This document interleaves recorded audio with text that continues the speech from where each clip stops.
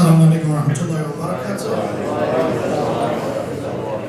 Let's recite Surah Fatiha for the soul of all Marhamin who are buried here.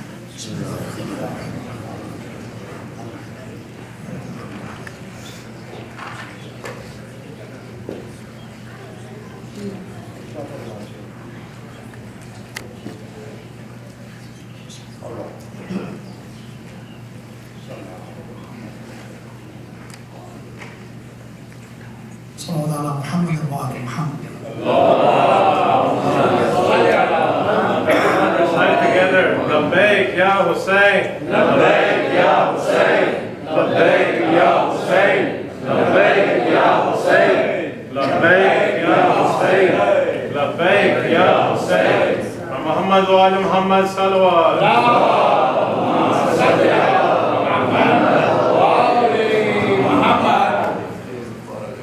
أعوذ بالله من الشيطان اللعين الرجيم بسم الله الرحمن الرحيم لا حول ولا قوة إلا بالله العلي العظيم الحمد لله رب العالمين الصلاة والسلام على أشرف الأنبياء والمرسلين حبيب إلهنا وشفيع ذنوبنا وطبيب قلوبنا أبي القاسم المصطفى محمد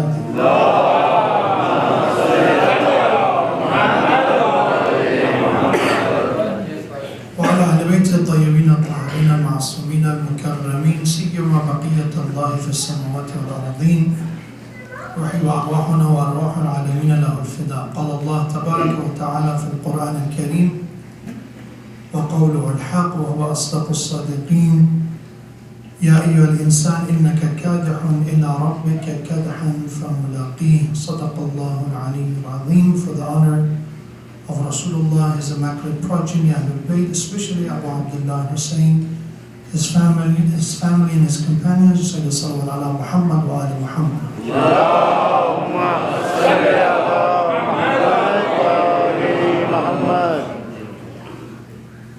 Usually when we talk about death and burial, usually people approach an understanding of death is about hopelessness. That when we think about death, we usually think about a dark image, that everything is going to end, nothing matters, what's the point? If we're going to die, what is all this struggle for? And that's the reason it's a very uncomfortable topic to discuss, especially with the younger you are, the more difficult it is to talk about death. The approach of our religion is very different. When we talk about death in our religion, we're not talking about losing hope. Instead, we're approach of Allah subhanahu wa ta'ala and his final book is to warn humanity about taking advantage of every moment of their lives when they think about death. Understanding that there's one unreplaceable blessing and gift that we have, which is time.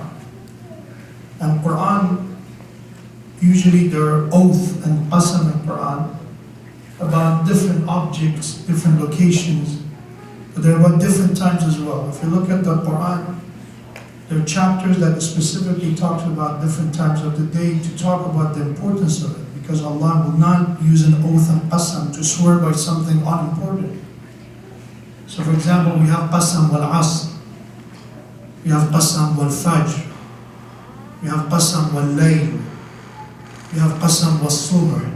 These are different part of the day, morning, noon, night, afternoon, to talk about that every aspect of the day, every aspect of our time is very valuable. And death is the expiration date of humanity, but it's not an end. It means that the body has an expiration date, but the soul doesn't. It's a difficult topic to discuss, as I mentioned, but what I want to talk about for a few minutes was suggested, which was, I think, was a very valuable opinion and suggestion, to talk about the importance of planning accordingly for our lives. And to talk about that on this majlis, it's more important, because when we look at the life of Ahlul Bayt, when you think about Imam Zayn al-Abidin alayhi salatu wassalam, beside the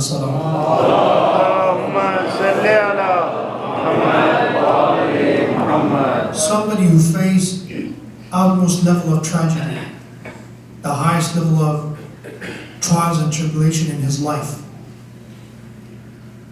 But after the shahada of his father, his brothers, his uncles, for 34 years, he led the Muslim Ummah. Not a very passive presence in the community, very active. I mentioned that last night in Masjid Rasul.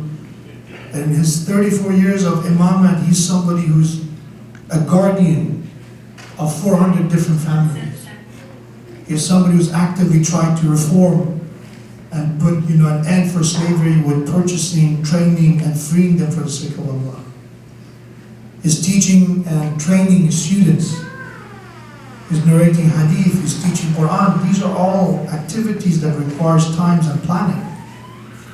How somebody can do all these things to take care of 400 family, go through the process of reforming slavery, teaching and training specific students, teaching about tradition and Quran, and still have time for your family as well. And still have time to have the majlis for Imam Hussein alayhi salam as well. All this is possible because of the Imam alayhi salam's understanding of the importance of time and how to plan his life accordingly. That's why an Imam is infallible. He's not someone who's going to waste a few years and then he come back to his senses and try to make some change. Right away after Imam Hussein Shahada, his imamate begins. His leadership is there. And he has to make sure to do what is best for the ummah. And there's so much that we can learn from that. But in order to be able to understand planning, there is what is basically the greatest threat when it comes to our plans. When we talk about our goals, our dreams, our purpose, there is a greatest threat. And that is one word I want you to remember from today's lecture. And that is ada. Ada means habits. The reason in Arabic the word habit is ada, because ada comes from awud. Awud means return. Habits are actions that you usually go back to it over and over and over again. So that word terminology when used because a human being's nature, when you start developing certain habits, you used to go back to them over and over again. That's why you call them a habit. If it's once in a while, that's not a habit. It has a series of patterns. When they want to talk about the components of habits, they say every habit, good or bad, there are 3 components for habits, for adat. Which I talk about that, Imam Ali alayhi salam has so many precious gems and words about adat, about habits.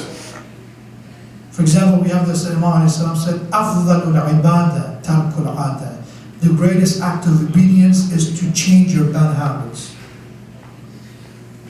Or another tradition said, ترك العادة كالمعجز. Being able to quit bad habits is almost like a miracle. So difficult. So the 3 components of habits is number 1, trigger. What causes something to become a habit is that you need a reason for it. Usually, sometimes it could be work, necessities, stress, something triggers you to do something. And second is the pattern, right? We keep doing it over and over and over because of that trigger, because of that reason. Let's say if you have coffee every day, it's a habit. There's a trigger. Why? Because you don't want to be sleepy at 10 a.m. I'm not saying that is the only solution, by the way. I'm not promoting coffee drinking. But for those who do, they have a reason, they have a trigger. And then the patterns start to develop. And that is the second one, the pattern. And then the third one is the relief. Means after you have that habit, there's some stress relief. Somebody who do them, basically they get used to something. When they do that habit, they feel good, they feel better. And that's about bad habits as well, by the way. Good habits have these 3 components, bad habits have these 3 components. But in our tradition, good habits are very, very important.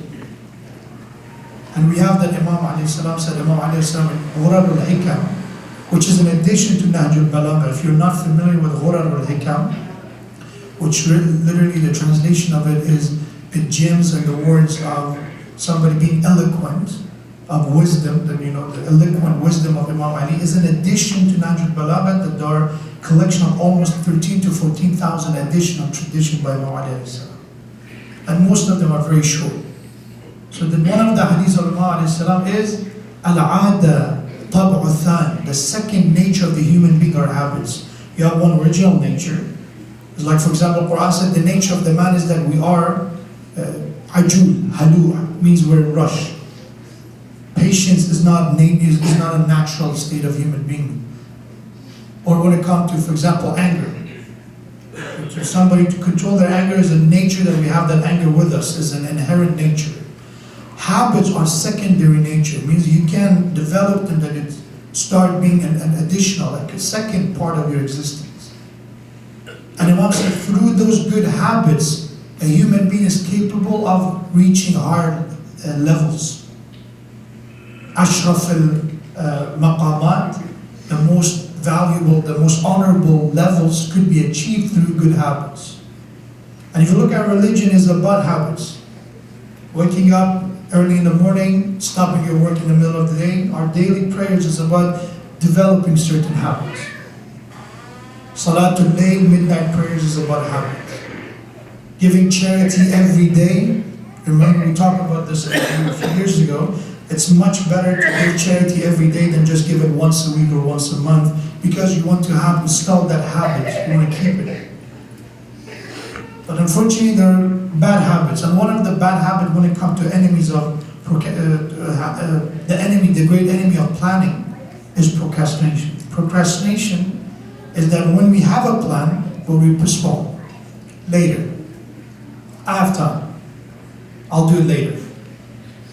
You know, I've had this discussion with so many people. And when they're in the middle of the act, by the way, in the middle of it, and you try to, you know, you want khair for people, so you give them advice. You say, brother, what you're doing, you know, it's for your own good, you better, you know, stop doing it.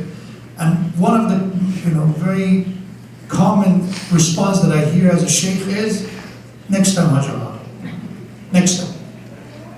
This is the last time, right? This is the last time.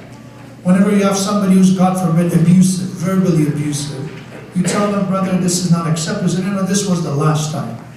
And these last time, unfortunately, is not, in reality, in most of the cases, is not the last time. It's not. It's going to happen again and again. Why? Because habits are not that easy to quit. You know, we have that some words, I think, we have tradition to learn from anyone, regardless of their faith. If something valuable you can learn. Warren Buffett has a good quote about habits. He said, unfortunately, habits are like chains, and you don't know their weight until they establish properly, then you feel their weight. Because when you know you have a habit, it's too late. You already have it. That's why hadith of Imam alayhi salam said, to quit a bad habit is like a miracle. So when we say about bad habits, everybody talk about, you know, smoking, you know, certain bad habits. But that could be simply a laziness, could be a bad habit. Procrastination could be a bad habit. Some of them are very extreme to our physical health. Some of them are very harmful to our spiritual health. So it is important to talk about procrastination. Imam alayhi salam said, "Iyyaka wa taswif." One of the greatest tools in the shaitan's toolbox is to procrastinate. Later, as even in Quran, Shaitan says to Allah subhanahu wa ta'ala, وَأَنذِرْنِي إِلَىٰ يَوْمِ يُبْعَثُونَ. Give me some time until day of judgment for me to continue what I'm doing. And as you know, Shaitan cannot possess, works as a catalyst. All Shaitan can do, الَّذِي يُوَسْوِسُ فِي صُدُورِ النَّاسِ. Temptation. That's all he can achieve. But أَنذِرْنِي in Arabic language means when you give me a short time. I don't need a lot of time, short time. وَأَنذِرْنِي إِلَىٰ يَوْمِ يُبْعَثُونَ. It's not much of a time until day of judgment. Let me, you know, continue what I'm doing. And Allah subhanahu wa ta'ala said, we will give you that time. But for procrastinating nature is that regardless how much time you have, you still go back to it. You still go back to it. And the story of Karbala and the story of Ahlul Bayt has so many examples like this. People who, because of procrastination, they lost great chances. For example, you heard the name Habib ibn al-Madai, right? Yes. You heard, everybody knows it. We heard about Hurr ibn Yazid al-Riyahi. We know about Zuhair ibn al-Qayn. We know these names. But do you know the name Tirmidhi? Have you ever heard this name? Tayyiba was one of the people of Kufa, like Habib. He came even from Kufa all the way to Karbala. After Hur created that blockade, didn't let Imam Hussein pass, he came to join Imam Hussein with a group of other people from Kufa. But those people, they said, we were going to stay with Imam Hussein. Tayyiba said to Imam Hussein, let me go to Kufa, I have some unfinished businesses, then I will come back. Imam said, make sure you're not using this opportunity, this is a chance. This is for your own sake. He said, no, I will be back. He went. When he came back, it was too late. Karbala was over. We never heard about him. He lost that chance. And in life, there are moments that is not possible to make it up.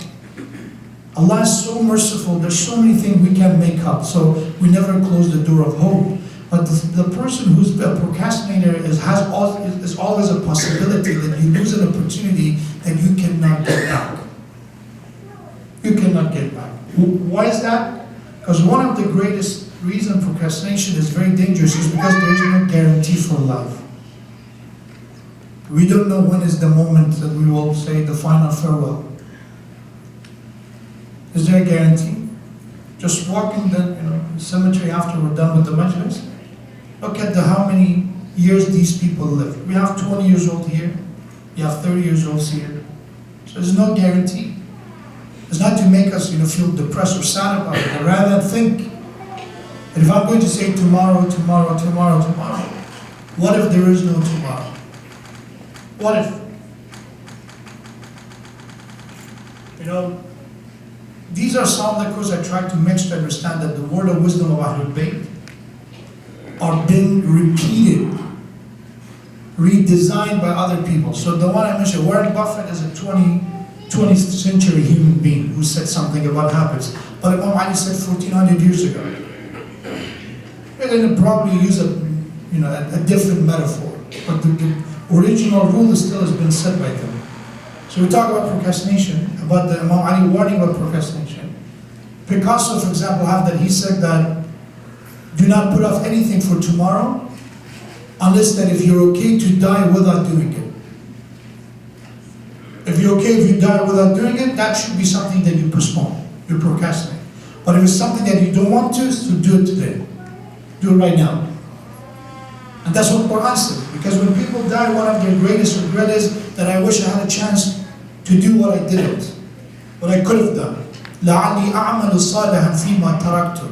But if it was something that, again, tomorrow if I die without doing it, I will not have any regret, that's fine. That's one of those matters that you can postpone. You can procrastinate as much as you want. But the nature of the man, we always have hope. And this hope is false hope could sometimes backfire. When we say, I have time. Sister about hijab, I've heard elder sister, they advise the young sisters, you're too young. When you get old, you have enough time to wear hijab. That's shocking to me. Oh no, inshallah, when I go to Hajj, after I came back from Hajj, I'll be a different person. Or after I get married, I will stop. And I tell you, all you have to do is talk to people who had the same kind of ideas. That whenever you have that set of goal in your mind, that I will stop doing it from that time, most probably you will postpone that to another time. Why? Because overnight, this cold feet nature of human being, it doesn't kick in for everyone. Or I'm going to stop from tonight. That's why actual changes come gradual. In Quran, Allah subhanahu wa ta'ala said, زَادَتْهُمْ إِيمَانًا. When it comes to Iman starts to increase. It's not suddenly you have Iman. If you want your Iman, you need a gradual process of working until you gain more and more and more from Iman, from faith. To lose Iman is the same. It's the same concept. سَنَسْتَدْرِجُهُمْ مِنْ حَيْثُ لَا يَعْلَمُونَ. Quran says, those who deny our signs, those who turn away from our message, eventually, gradually, they will lose our blessing, our guidance. So gain or loss is a gradual process. That's really in our tradition, has been said over and over. And if you want to do something, do it continuously. Rasulullah sallallahu alayhi wa sallam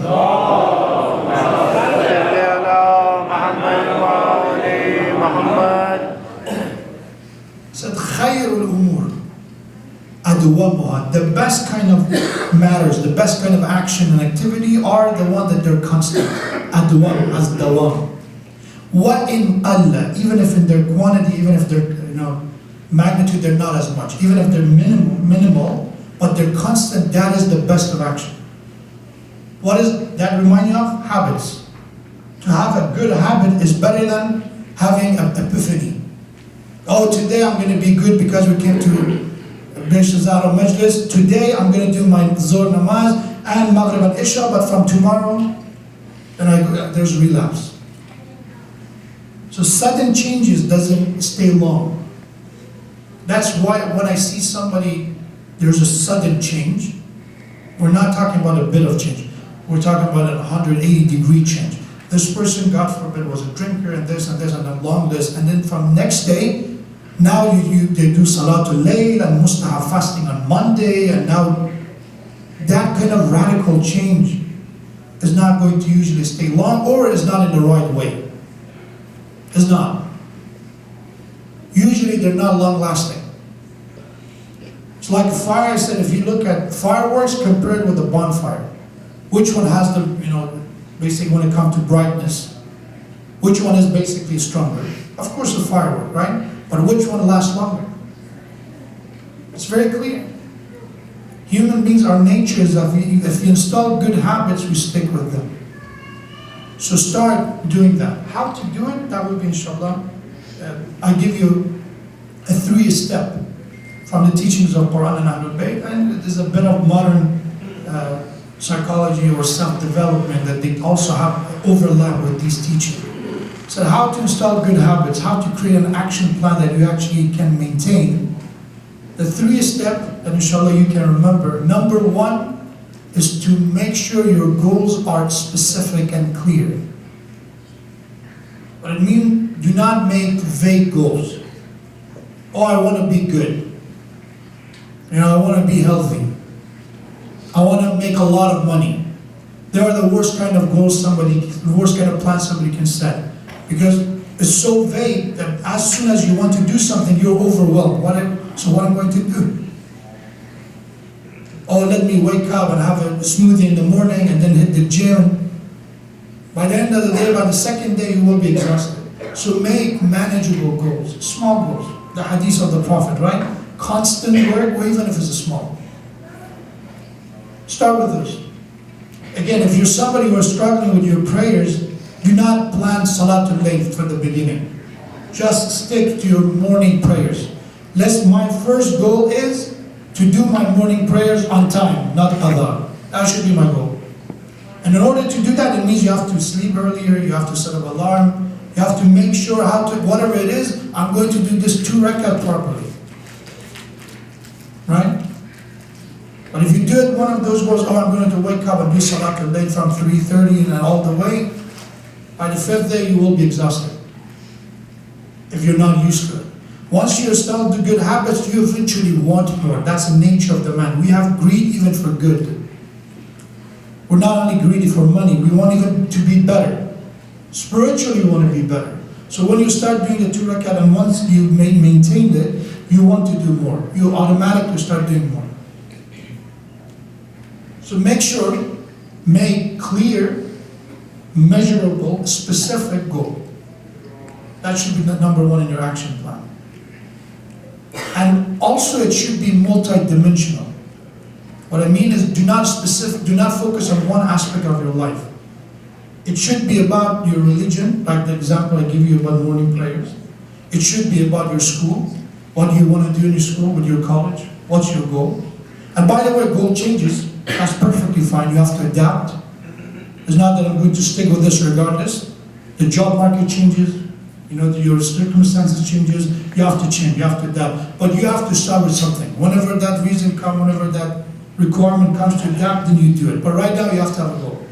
For your career, you have to have a goal. For marriage, please have a goal. Oh, I'm going to, inshallah, when I find the right person. And I know people in their 40s still looking for the right person. I said, brother, you're looking for someone who I think it was not created yet.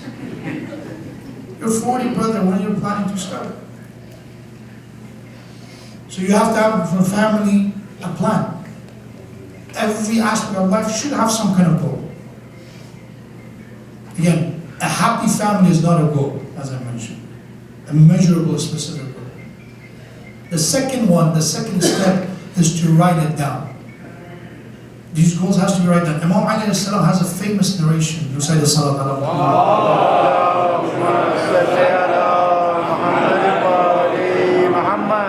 I understand we have it. They asked me to continue inshallah until 1 o'clock. We'll finish it. Our majlis will be done by 1 to do salat. And I know the time of prayers is here, but waqt al-fadila, the quality time of prayers, the 15 minutes is permissible. So inshallah, don't worry, we will do the prayers on time. We're not procrastinating prayers, inshallah. Salawat ala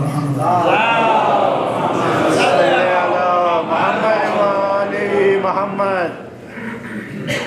And I'm not making that up because of the time of the Prophet, there was no calendar or no, al-qibla app to give you the exact time. There was a certain amount of time that you could have done the quality time. So we're doing it, inshallah. So to write it down, Imam Ali said, غَلِّقِ الْعِلْمَ بِالْكِتَابَةِ. Your job is to imprison your knowledge with writing. Writing is so crucial. Write it down. And it's important as a Muslim to understand the value of writing. So when we listen to lectures, I've said this before, listen to this advice of Imam Ali salam. I don't know how many valuable points you find in a lecture, even if it's one, write it down. Because I promise you, in a week, it's very, very hard to retrieve and access that information again. So Imam said, "Ghallib" means put your knowledge, basically capsulate it, imprison it, record it without, giving the chance of what if I forget about this. So our goal is the same plan. We have to write it down, and it's perfectly fine to change. When I say write it down, I know some of you said, I have a phone, I can write it on my phone. That's fine. But actually writing with your own hand has an impact. There are studies about it. There are people who actually are visual learners, and when you write it down, it helps you to memorize. It helps you to memorize better the information. So whatever, again, flows your boat, whatever works for you. If your phone helps you with that, go with it. But if not, write it down. That's the second one. The third one is to set deadlines. When you have a purpose, when you have a goal, there should be a deadline. In Islam, I mentioned this, when you even give a loan, Islamically is required to have a deadline. Brother, you want this, you want help? I'm more than happy to help you when you will be able to return the loan. Islamically, you must do it, by the way. It's a requirement. If it's a gift, as a charity, that's fine. You don't ask for anything. But if you're planning to give it as a qardul hasana, as a loan, you have to ask for it. And then Islam said, when the deadline comes and you see that person is still struggling, then extend it. If you can forgive it, that's ideal. It's ideal. But if for whatever reason you want to just give it as a loan, extend the deadline. Give it more time. But you must have a deadline. Why? Because when you have a deadline, there's so many benefits. Number one, when you don't have a deadline, you're always thinking, why this guy's not giving back my money? The guy bought a coffee and they come to the masjid. Oh, you have money to buy coffee, but you don't have money to pay my loan, right? Their poor child come with a new shirt. Oh, they have money to buy. It's a deadline, you know when to expect your money back. There is no reason to accuse them of so many things. Secondly, that person also get motivation from, okay, this is the deadline, let me plan accordingly to get it back. But as I mentioned, the Islamic approach of it is not, you're not like a bank that, the deadline comes, I'm going to go and get something, and get my loan, whatever is the cost, you give them extension. You try to work with them. In your goals, you must have a deadline as well. What's the plan? What's the goal? When I'm going to do this? I'm going to go to college in this major. How many years, how many semesters is going to take me to finish this? This is an important concept. I'm going to do Hajj. Which year I'm going to do it? This is the deadline. I'm going to get married, inshallah, this is my deadline. And if there are matters that need sub-deadlines, then you have to create more. Let's say it's a big project, you need stage 1, 2, 3, 4, and you make 4 deadlines for each of them. And as you go along, if there's need to move it around, then you move it. But you try to stick with it as much as you can. Why? Because life, as we have in our tradition, is a precious gift of Allah subhanahu wa ta'ala that we will not be able to get it back. Once it's gone, it's gone. So these are 3 simple steps. There are more that you can add. Yes, you can have comprehensive plan. You can make a list of the details, have layout of everything you have to do. There are details, but these are the major.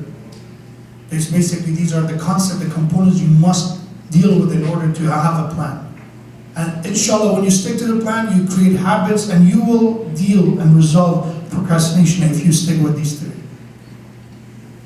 Procrastinators, the reason they do it, is number 1 reason for procrastination, most of the people, is because of stress. When you're overwhelmed, you have so much to do, and then you remember all of them, and then once you want to start, you lose motivation. What's the point of me working 5 minutes? I have to do this and this and this. So people who do it last minute, what happened in the last minute is, let's say if you have to do a paper, you have to work on a project for the 2 weeks you have time, but the last night, you go an all-nighter and you work on it. What is the reason we do it? How we're able to do it in the last minute? Adrenaline. Adrenaline kicks in, last minute, you are afraid of consequences, you start becoming, more aware, you start, working all night to work and finish. And usually it's not a perfect job. Whenever you do a rush, it's not going to be a perfect job. And please stop using exceptional stories. Oh, I know a person who did not even work on their paper, and the last hour they worked on it and they got an A, and I've been planning it for 2 weeks and I got a B. Please stop using those abnormalities. That's not the norm. That's not the big picture. Majority of cases, I don't have the statistic, but I'm pretty sure in my observation, more than 99% of the time when people procrastinate, they don't get the ultimate result, an ideal result. You don't. You get the minimum. You get a pass.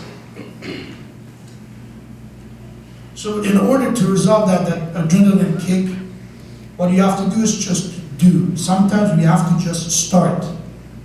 All it needs is for you to just say, okay, I have to start. And that's just a remembrance of Allah. It's very important. Whenever you're overwhelmed, do 2 rakat prayers. I promise you, do 2 rakat prayers, ask Allah, and then start your work. That's a stress detox process that you can start your day with. Go to your parents, ask them to pray for you, and then start your work. You'll see the impact. Because in the business world, they don't give you these tips. You just go plan it and just, put aside everything and just start. But in our faith, we have something called the power of prayers. Nothing can replace it. There's no alternative for it. You get a backup from Allah subhanahu wa ta'ala. You get a backup from those that Allah appointed. You make a dua, said, Ya Allah, because of Imam Hussain, you get wasita, and you ask for help. And then you get the motivation and also at the same time the blessing to start your work with it. Let me finish with the hadith, inshallah, that will be the wrap up. There's a hadith, last night I mentioned in Dua Kumail, there are some sins. Sins, bad habits could be sins as well. Some sins have, every sin has its own side effect. That's why in Dua Kumail we said, Allahumma falli al-dhunub allati tahbisu al-dua. Allahumma falli al-dhunub allati tunzil al-bala. Allahumma falli al-dhunub allati taqta al-raja. Ya Allah, forgive those sins that cause the blockage of my dua. They cause the descent of the bala and tribulation. Or forgive those sins that cause despair and hopelessness. One of those statements is, Ya Allah, forgive those sins that they alter my blessings. Allahumma falli al-dhunub allati tughayyiru an-ni'am. Forgive those sins that they change and alter ni'mah, the gift of you. So I was blessed with a good memory, I was blessed with a good family, I was blessed with something. There's so many blessings that I don't even, I take them for granted, but I was blessed them. But there's some sins that they change them. I don't enjoy Quran recitation anymore. I don't enjoy giving charity anymore. I don't feel happy. Just being mentally healthy. Just you enjoy your life. There is no, that sense of anxiety and stress. That's a blessing. To just enjoy a small thing, that's a blessing.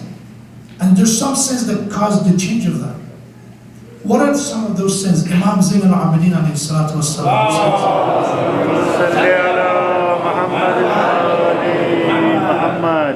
On the tafsir of this, on elaboration of this part of the dua he made, Imam says, "Al-dhunub allati tughayyiru an-na'am." Those sins that cause the alteration, the change of blessing are these. Number one, al-baghyu ala an-nas, when you oppress people.